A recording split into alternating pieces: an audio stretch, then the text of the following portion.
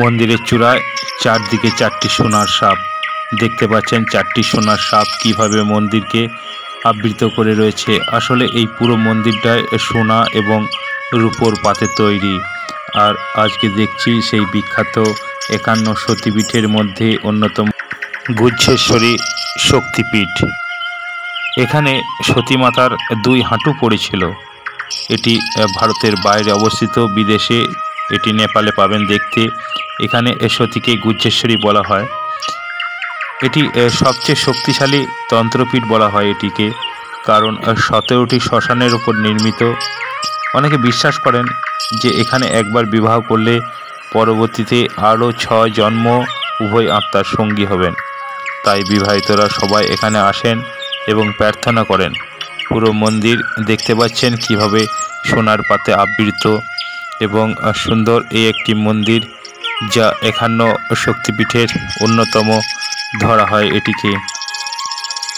এই গুহ্যেশ্বরী মন্দিরে মাতার উভয় হাঁটু পড়েছিল, তাই এটিকে গুহ্যেশ্বরী শক্তিপীঠ বলা হয়। এখানে দেবী গুহ্যকালী নামেও পরিচিত। আর এখানে ভৈরব হলেন কাপালি মহাদেব। এখানে অদ্ভুত দেবী মূর্তি দেখতে পাবেন। দেবীর দণ্ডায়মান মূর্তির পরিবর্তে এখানে একটি মাটির সমান্তরালে একটি সমতল চিত্র রয়েছে, যা প্রণাম করে পুজো করা হয়। দেবী মন্দিরের কেন্দ্রস্থলে একটি কলসি রয়েছে। এই কলসিকে পুজো করা হয়, যা সোনা এবং রূপার একটি স্তর দিয়ে আবৃত। ঐশ্বরিক মূর্তিটির পাশে একটি পুকুর, ভৈরবকুণ্ড। ভক্তরা পুকুরের ভিতর হাত রাখেন এবং তারা যা পায় তা পবিত্র বলে বিবেচিত হয় এবং ওই ঐশ্বরিক আশীর্বাদ হিসাবে গৃহীত হয়। সরু এই তারের ব্রিজ দিয়ে বাগমতী নদীকে অতিক্রম করে, অর্থাৎ বাগমতী নদীর উপর এই সরু তারের ব্রিজ দিয়ে আপনাকে আসতে হবে এই গুহ্যেশ্বরী মন্দিরে।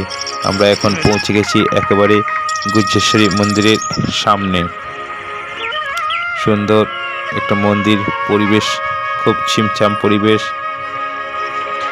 যেহেতু এখানে আগে শ্মশান ছিল, প্রায় 17টি শ্মশানের মাঝখানে এই মন্দির স্থাপন করা হয়েছে, তাই এটি তান্ত্রিক সাধনার জন্য সর্ববৃহৎ এবং সর্বশ্রেষ্ঠ বলে ধরা হয়। মন্দিরের সামনে এক বিশাল বটবৃক্ষ দেখতে পাচ্ছেন।